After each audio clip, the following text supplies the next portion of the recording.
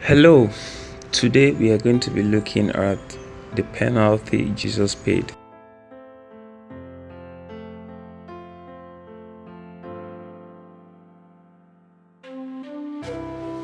God sees how the world is.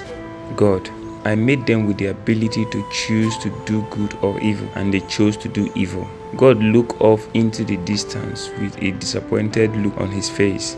God, being perfectly just, I cannot ignore their blatant evil. God, in my infinite wisdom, I know the only suitable punishment is death. Justice must be served. God, but God's expressions became troubled.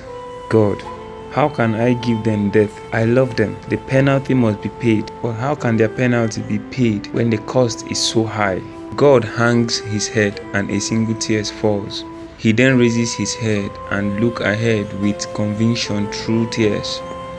God, I will pay the penalty.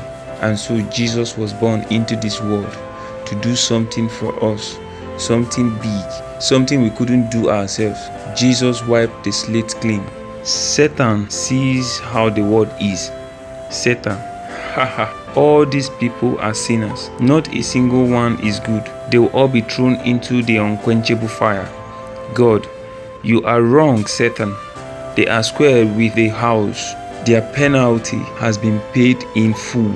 Father and Son, Spirit and human, Jesus died for us. And it's not just a short birth of pain and suffering to be compared with age of the comforts of heavenly realms. God is eternal. He is outside of time. Everything he's ever done is part of him, every instant, for eternity. From God's perspective, Jesus is on the cross forever for us, to speak metaphorically using the concept of time. Jesus' physical pain and suffering and God's heartache of seeing his innocent son crucified are such a vivid memory to God. It's as if the crucifixion is happening right now.